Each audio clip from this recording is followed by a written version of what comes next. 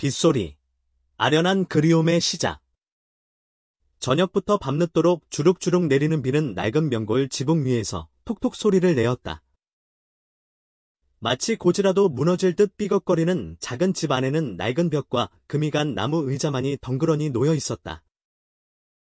하나는 창가에 웅크려 앉아 밖에서 내리는 비를 멍하니 바라보았다. 18살, 갓 고등학교를 졸업한 그녀의 꿈은 유치원 선생님이 되는 것이었지만 가난이 그녀의 가족을 짓누르면서 그 꿈은 점점 멀어져만 갔다. 대학 합격 통지서는 구석진 장롱 속에 처박혀 마치 그녀가 품었던 희망처럼 구겨져 있었다. 낡은 대나무 침대에 누워 한숨을 쉬는 사람은 하나의 아버지. 박 씨였다. 그는 오늘 빚쟁이를 만나고 돌아온 길이었다. 올해 55. 박 씨는 고된 농사일로 허리가 굽었고 햇볕에 그을린 피부에는 깊은 주름이 가득했다. 그의 눈은 핏발이 서 있었고 걱정스러운 표정을 감출 수 없었다. 하나야, 이리 와 보거라. 하나가 깜짝 놀라며 책을 내려놓고 아버지 옆으로 다가갔다. 아버지, 아직 안 주무세요. 박 씨는 딸을 한참 동안 말없이 바라보더니 조심스럽게 입을 열었다. 하나야, 조만간 큰 빚을 갚아야 한다. 오늘 김 씨와 이야기를 해보았는데 그 이름이 나오자 하나는 몸을 굳혔다. 김 씨는 마을에서 가장 부유한 사람이었고 넓은 땅과 전당포를 소유한 갑부였다. 하지만 그는 악독한 성격으로 유명했으며 늘 험악한 표정으로 사람들을 불편하게 만들었다. 아버지, 왜 그분과 이야기를 하셨어요? 하나는 불안한 느낌에 목소리가 떨렸다. 박 씨는 딸의 눈을 피하며 고개를 돌렸다. 그 사람이 우리를 도와주고 싶어 한다. 내 빚을 탕감해 줄 테니 내가 그의 아내가 되어 달라고 하더구나. 하나에게는 그 말이 마치 날벼락처럼 들렸다. 그녀는 눈을 크게 뜨고 몇 걸음 뒤로 물러서며 고개를 저었다. 안 돼요. 절대 안 돼요. 아버지, 어떻게 그런 제안을 받아들일 수 있어요? 그는 아버지보다 나이도 많고 이미 결혼했던 사람이잖아요. 저는 절대 그와 결혼할 수 없어요. 빗소리는 점점 더 거세졌고 하나의 울먹이는 소리와 함께 섞여들었다. 박 씨는 고개를 숙이고 굳은 손을 모은 채 몸을 떨었다. 나도 내가 잘못했다는 것을 안다. 하지만 다른 방법이 없었다. 빚을 갚지 못하면 당장 우리 집이 길거리로 내몰릴 거야. 미안하다. 하나야. 하나의 눈에서 눈물이 쏟아졌다. 마치 온 세상이 자신을 등진 듯했다. 그녀는 더 이상 아무 말도 할 수 없었다. 새로운 아침. 희망을 잃어버린 마을. 다음 날 아침. 마을은 익숙한 소음으로 하루를 시작했다. 빗자루로 마당을 쓰는 소리, 멀리서 들려오는 닭 울음소리, 그리고 동네 아줌마들의 수다 소리까지. 하나의 새어머니인 최 씨가 차가운 얼굴로 집 안으로 들어왔다. 내 아버지한테 다 들었다. 네가 김 씨와 결혼하지 않으면 이 집안 모두 길거리로 나앉게 될 거다. 하나는 최 씨를 바라보며 마음속에서 불이 타는 듯한 고통을 느꼈다. 어머니가 돌아가신 후 최 씨와 함께 살아왔지만 그녀는 늘 자신을 짐처럼 생각하는 것 같았다. 그럴 수 없어요. 제발 강요하지 마세요. 최 씨는 하나를 쏘아보며 말했다. 참나. 듣기 좋은 말만 하네. 결국 내가 쓰는 돈도 박 씨 돈 아니니. 이제 그 값을 치르는 것뿐이야. 집안은 침묵에 잠겼다.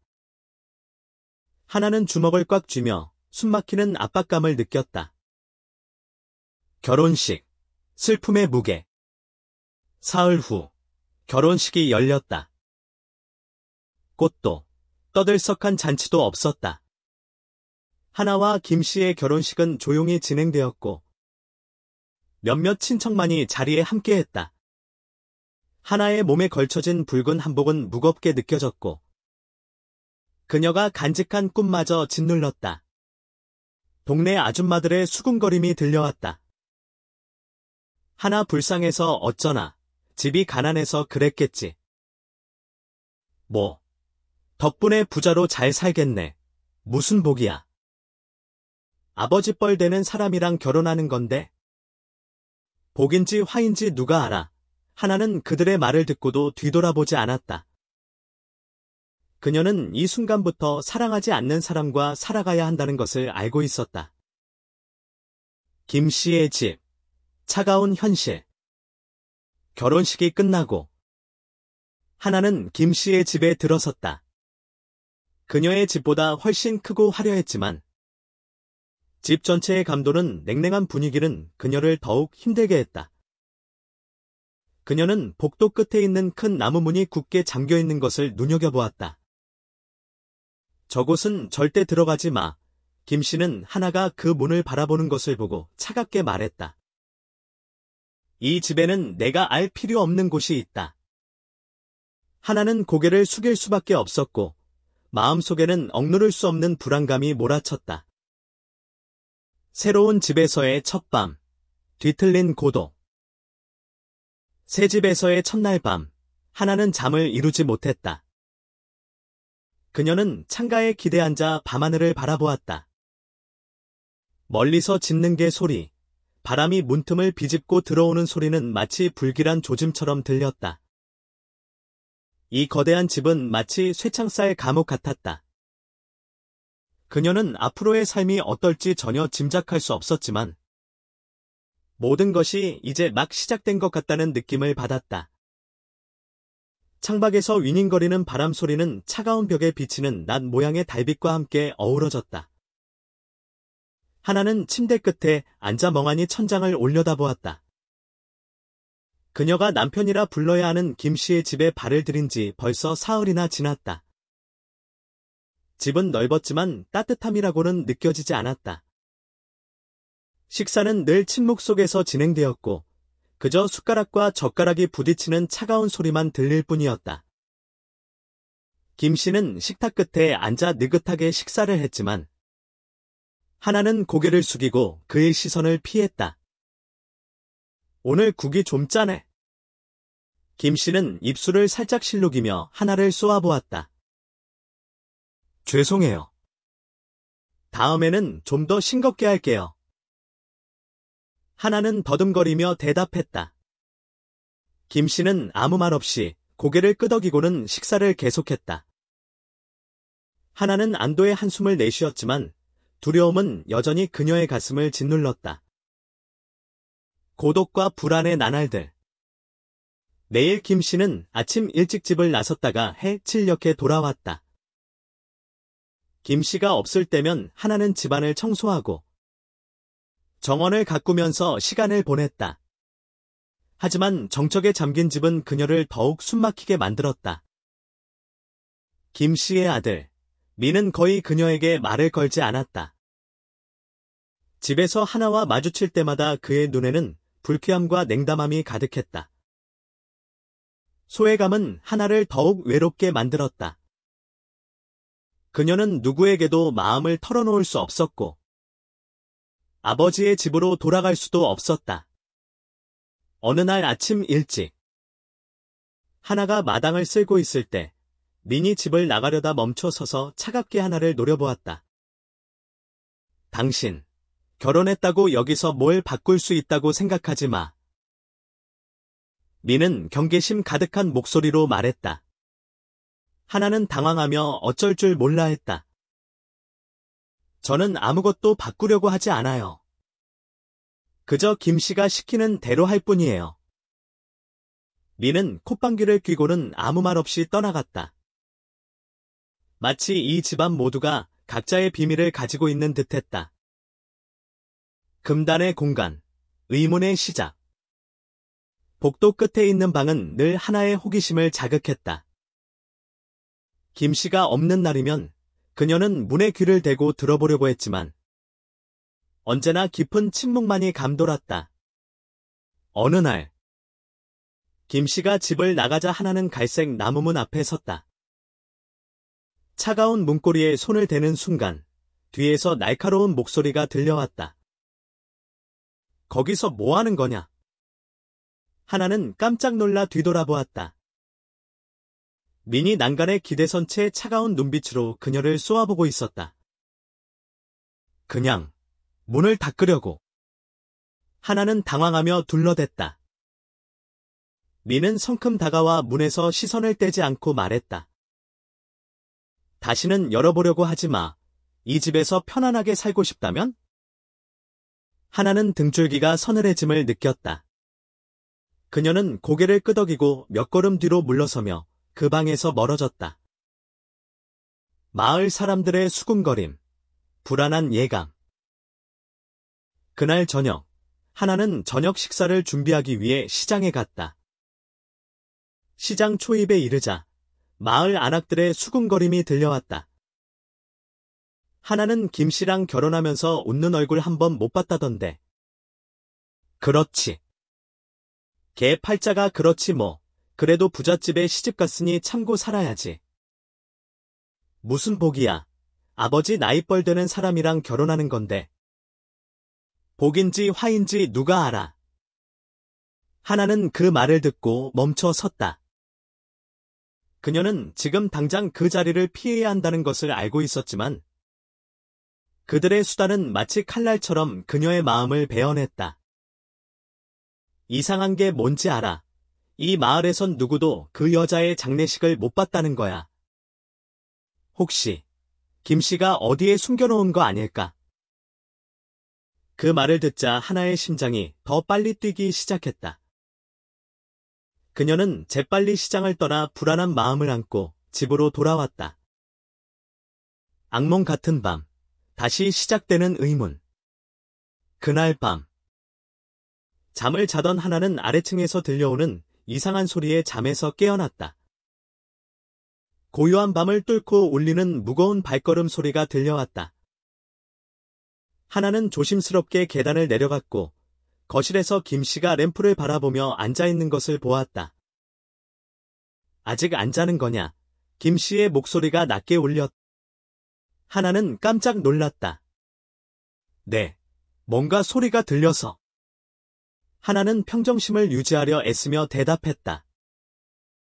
김 씨는 그녀를 잠시 바라보더니 희미하게 웃으며 말했다. 별일 아니다. 가끔 이 집에는 과거가 되살아날 뿐이야. 그 말에 하나는 섬뜩함을 느꼈다.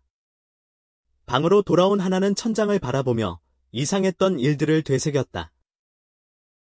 잠긴 방부터 이상한 소문들까지 모든 것이 마치 그녀가 알지 못하는 이야기 속으로 그녀를 끌어들이고 있는 듯했다. 김 씨의 이상한 행동, 불안의 시작. 그날 이후로 김 씨는 더욱 이상해졌다. 그는 밤늦게까지 깨어 있었고 자주 아무 말 없이 집을 나가곤 했다. 어느 날 그가 돌아왔을 때 하나는 김 씨의 신발에 묻은 흙을 발견했다. 마치 어딘가 먼 곳을 다녀온 듯했다. 어디 다녀오셨어요? 하나는 조심스럽게 물었다. 일 때문에. 내가 알 필요는 없다. 김 씨는 퉁명스럽게 대답했다. 하나는 마음이 더욱 무거워짐을 느꼈다. 이 집에는 비밀뿐 아니라 그녀를 위협할 만한 무언가가 숨겨져 있을 수도 있었다.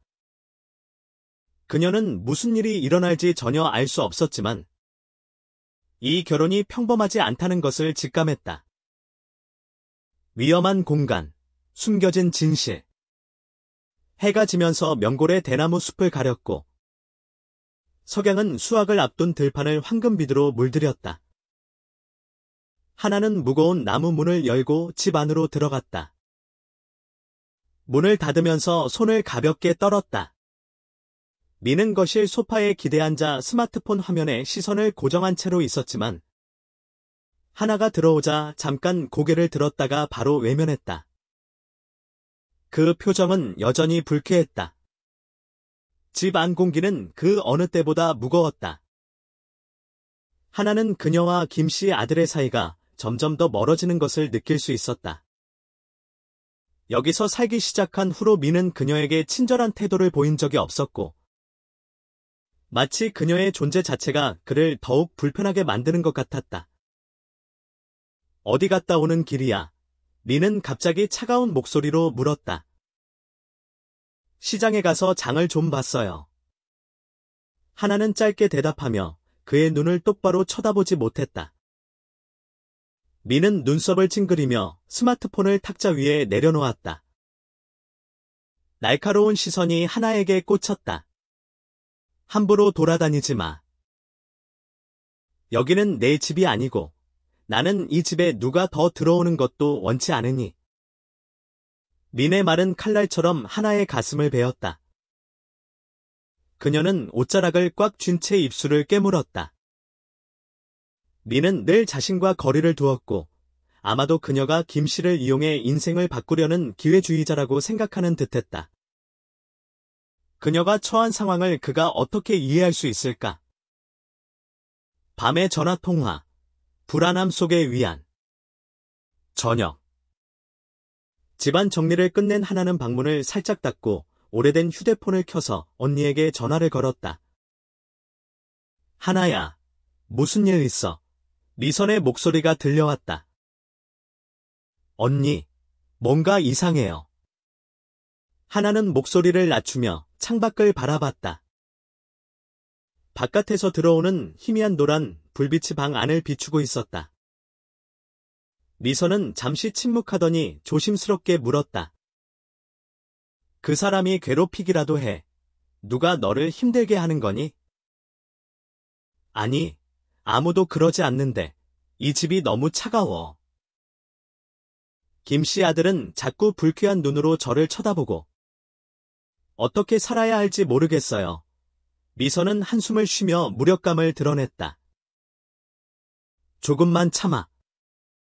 다 지나갈 거야. 너무 걱정하지 말고. 거기서 몇 년만 살면 적어도 우리 집은 좀 나아질 테니까. 하나는 휴대폰을 꽉 쥐었다. 언니의 말은 마치 아버지와 새어머니가 했던 말과 똑같았다. 이 집에서 하루하루는 마치 끝나지 않는 악몽처럼 길게 느껴졌다. 저는 그냥 불안해요. 하나는 망설이며 말했다. 이 집에는 뭔가 이상한 것이 있는 것 같아요. 언니, 이상한 게 뭔데? 미선은 의아해하며 물었다. 저는 잘 모르지만 그 사람이 저를 못 들어가게 하는 방이 하나 있어요. 그리고 김 씨의 전처가 이상하게 실종됐다는 이야기도 들었고요. 전화기 너머로 잠시 침묵이 흐른 후 미선은 조심스럽게 말했다. 하나야, 너무 많은 생각을 하지 마. 남의 집안일에 너무 깊이 관여하지 않는 게 좋을 거야. 그냥 내 일만 잘하면 돼. 전화통화는 끝났지만. 하나의 마음속 불안감은 사라지지 않았다. 오래된 친구의 방문, 진실의 조각. 다음 날 아침. 마당에서 빨래를 널던 하나는 어릴 적 친구였던 준에게서 전화 한 통을 받았다. 그는 지금 도시에서 일하고 있었다. 하나야. 잘 지내. 김씨랑 결혼했다며. 준은 놀라워하며 물었다. 하나는 힘없이 웃으며 말했다. 응, 다른 선택이 없었어. 준은 잠시 침묵하더니 걱정스러운 목소리로 물었다. 그 사람이 너한테 잘해줘. 혹시 무슨 일은 없는 거야? 아니, 그냥 좀 답답할 뿐이야. 준은 한숨을 쉬며 말했다. 만약 무슨 일 있으면 나한테 전화해. 혼자 참지 말고. 그의 말에 하나는 마음 한구석이 따뜻해짐을 느꼈다. 적어도 이 차가운 세상에서 자신을 걱정해주는 사람이 있다는 사실에 위안을 얻었다. 민과의 만남, 엇갈리는 마음. 그날 저녁. 설거지를 하던 하나는 냉장고를 뒤적거리는 민의 뒷모습을 보았다. 둘 사이에는 어색하고 무거운 기류가 흘렀다. 민 씨. 하나는 조심스럽게 말을 걸었지만 무슨 말을 해야 할지 몰라 말을 멈췄다. 민은 뒤돌아보지 않은 채 차가운 목소리로 말했다. 왜 그래? 그냥 물어보고 싶었어요. 왜 저를 싫어하세요? 민은 움직임을 멈추고 냉장고 문을 쾅 닫으며 하나를 마주 보았다. 당신이 싫은 게 아니라 당신을 믿지 않는 거야. 나이 많은 사람이랑 결혼하는 데에는 다 이유가 있을 거 아니니? 하나는 옷자락을 움켜쥐며 눈시울을 붉혔다. 저는 원한 게 아니었어요. 어쩔 수 없는 선택이었어요. 민은 하나를 잠시 바라보며 천천히 눈빛을 부드럽게 바꿨다. 그리고는 아무 말 없이 등을 돌려 주방을 나섰다. 왠지 이 집안의 사람들은 모두 각자의 비밀을 가지고 있는 것 같았다. 금단의 방, 숨겨진 과거. 복도 끝에 있는 방이 계속 신경 쓰였던 하나는 저녁에 다시 한번 그 방 앞에 섰다. 그녀는 주머니에 숨겨온 작은 바늘을 열쇠 구멍에 찔러 넣었다. 잠시 후 마침내 잠금 장치가 풀리는 소리가 들렸다. 문이 천천히 열렸고 하나는 손전등을 켜서 어둠 속을 비췄다. 방 안의 모습은 그녀를 경악하게 했다. 방 안에는 여러 개의 여행 가방이 쌓여 있었다. 몇몇 가방은 열려 있었고 안에는 낡은 여성복과 핏자국이 말라붙은 옷가지들이 널브러져 있었다. 탁자 위에는 모르는 여자들의 사진이 있었다. 그 사진 속 여성들 중 그 누구도 김 씨의 전처와 닮지 않았다. 하나는 온몸이 떨리는 것을 느꼈다. 그녀가 발견한 것은 그녀가 상상했던 것보다 더 끔찍한 비밀의 시작일지도 몰랐다. 그녀는 손전등을 움켜쥔 채 방을 비췄다. 오래된 곰팡이 냄새와 비릿한 냄새가 뒤섞여 그녀를 질식하게 했다. 낡은 여행 가방들은 마치 오래전 숨겨진 비밀의 증거처럼 널브러져 있었다. 하나가 여행 가방을 열자 찢어진 실크 스카프, 색이 바랜 신발, 그리고 낡은 수첩 하나가 나왔다. 그녀는 수첩을 들어 올리고 떨리는 손으로 펼쳐보았다. 누렇게 바랜 종이에는 시간이 흘러 희미해진 글씨들이 쓰여 있었지만 첫 줄을 읽는 순간 소름이 돋았다. 25일. 나는 이곳에서 나갈 수 없어. 그는 나를 밖에 못 나가게 해. 37일째. 밤에 이상한 소리가 들려. 문은 잠겨 있지만 그가 밖에 서 있는 것을 알아. 하나는 수첩을 꽉 쥐었다. 심장이 격렬하게 뛰었다. 분명 이 글은 이 집에서 살았던 어떤 여자가 남긴 것이 분명했다. 그녀는 수첩을 빠르게 넘기며 다른 단서를 찾아보려 했다. 그때 뒤에서 작은 소리가 들리며 그녀를 깜짝 놀라게 했다. 거기서 뭐 하는 거냐? 민의 날카로운 목소리가 들렸다. 하나는 뒤돌아섰고 열린 문틈으로 보이는 그의 차가운 시선과 마주했다. 그냥 소리가 들려서 확인해 보려고. 하나는 더듬거리며 수첩을 손에 쥔 채 숨겼다. 민은 그녀를 똑바로 바라보며 날카로운 눈빛을 보냈다. 그리고는 방으로 들어서서 하나의 손전등 빛이 그의 얼굴에 비치도록 했다. 여기에 들어오면 안 된다고 했잖아. 이 집에서 편히 살고 싶다면? 너는 너의 일이 아닌 것에는 상관하지 마. 민의 경고는 가벼운 협박이 아니었지만 하나의 의심을 완전히 걷어내지 못했다. 어긋난 증언, 진실을 가리는 거지.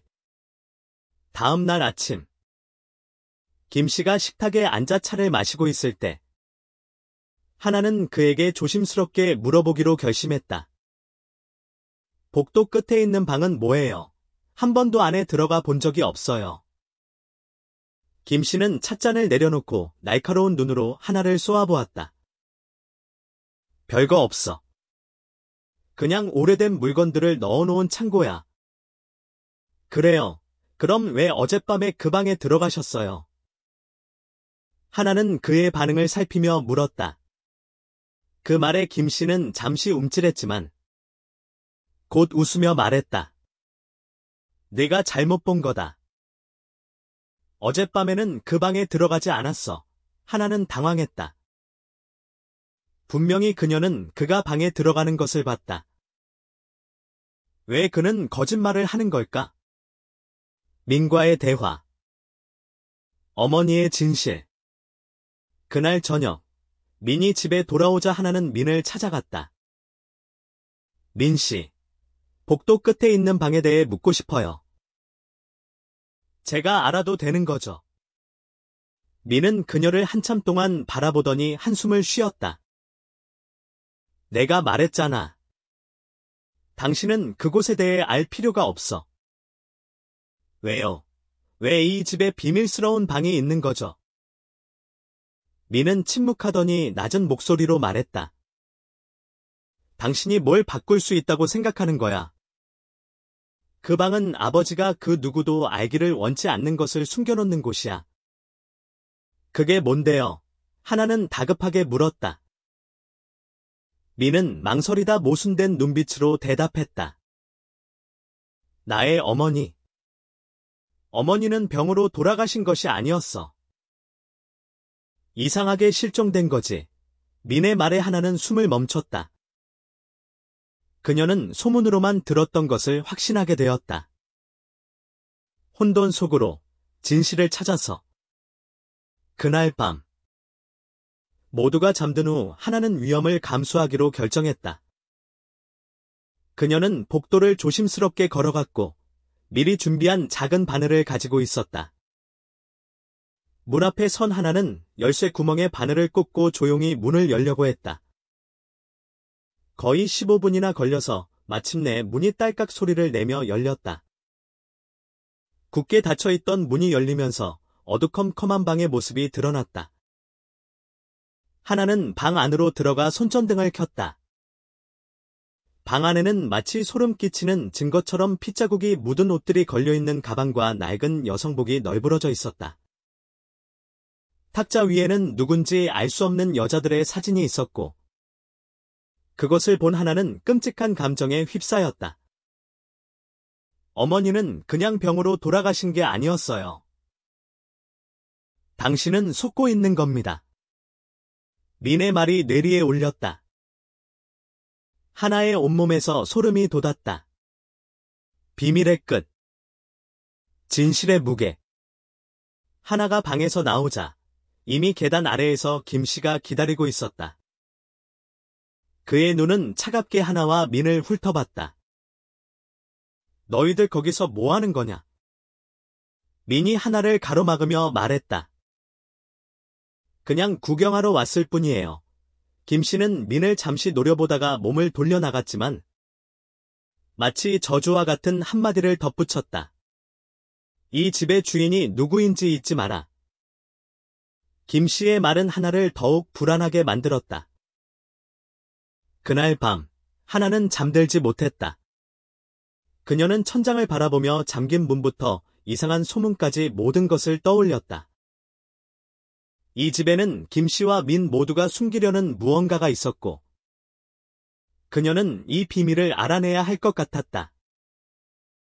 다시 마주한 현실, 진실의 끈을 잡다.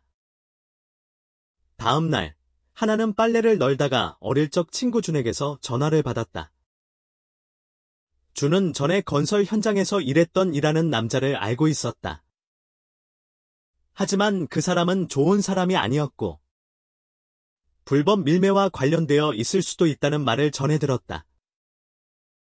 하나는 전화기를 꽉 쥐었고, 그녀의 손이 떨렸다. 김 씨의 집에서 보았던 가방들과 그 수첩의 내용이 떠올랐다. 준에게 들은 이라는 사람의 이야기는 마치 그녀가 보고 있었던 퍼즐 조각들을 하나씩 맞춰주는 것만 같았다. 이 모든 것이 김 씨와 관련이 있는 것일까? 그녀는 불안해졌지만 진실을 알아내야만 했다. 그날 저녁, 김씨가 집에 오지 않았을 때 하나는 김씨가 이에게 받은 검은 가방을 확인해 보기로 했다. 하나는 조심스럽게 거실로 내려와 주위를 살폈다. 그러다 주방 옆에 있는 나무 찬장에 놓여있는 가방을 발견했다. 조심스럽게 가방을 열자 돈 뭉치와 녹슨 은반지가 나왔다. 반지를 들어 올리자 안쪽에 새겨진 이니셜맨이 보였다. 애매는 누구지? 하나는 중얼거렸다.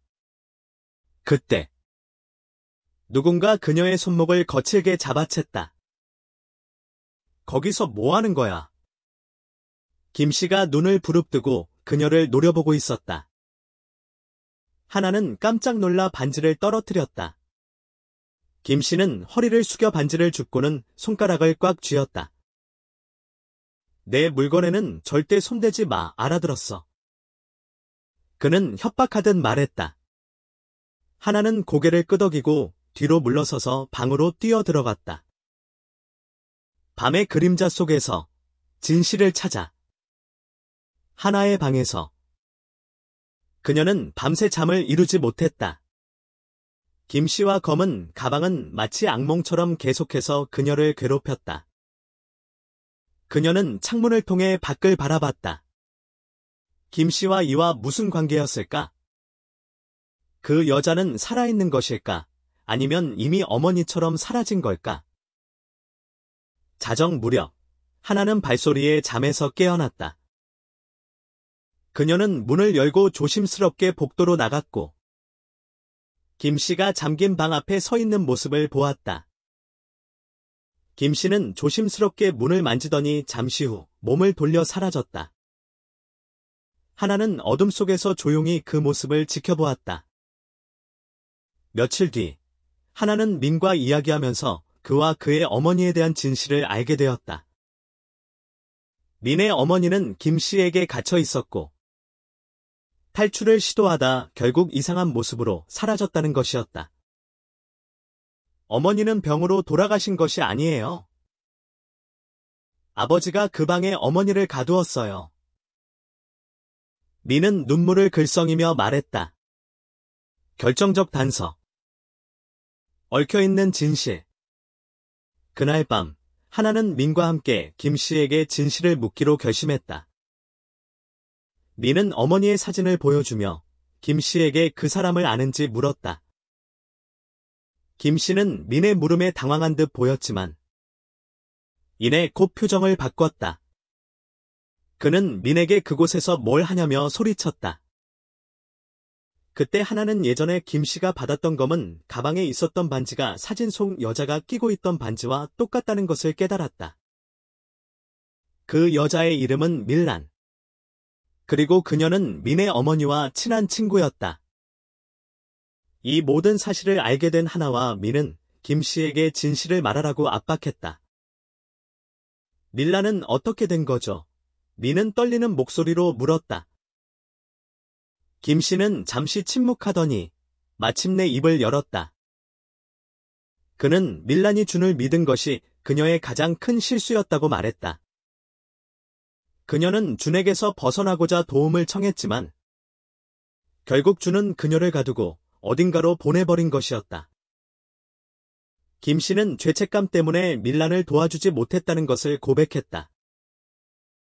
그리고 그는 그들의 안전을 위해 어쩔 수 없이 준의 요구를 들어줬다고 말했다. 하지만 민과 하나는 아버지의 말을 쉽게 믿을 수가 없었다. 어두운 과거, 진실의 그림자. 민은 아버지에게 더 이상 참을 수 없다며 진실을 말하라고 했다. 김씨는 민과 하나의 압박에 마침내 사실을 털어놓았다.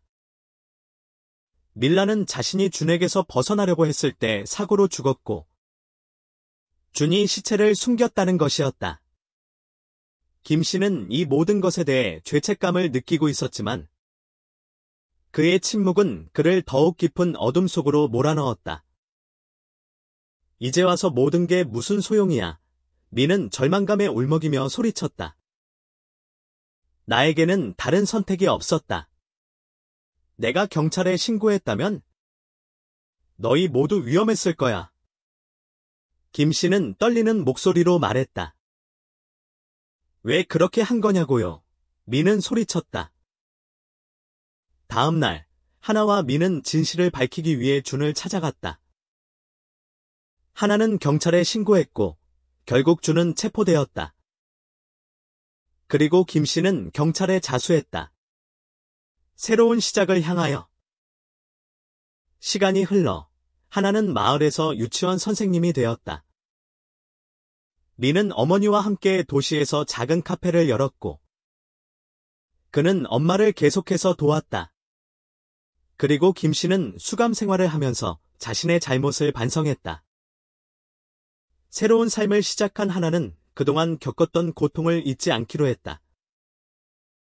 사랑과 진실을 지키기 위해 어떤 어려움도 견딜 것이라고 굳게 다짐했다. 하나의 눈에는 희망과 용기가 빛나고 있었다. 그녀는 비록 슬픔을 겪었지만 더욱 강해져 있었고, 이제는 자신의 꿈을 향해 나아갈 수 있었다. 이 모든 것이 끝나고 이제 그녀는 진정한 자신을 찾아 나아갈 것이다. 이 번역이 한국적인 감성과 주제를 잘 살려내어 원하시는 분위기와 일치하기를 바랍니다.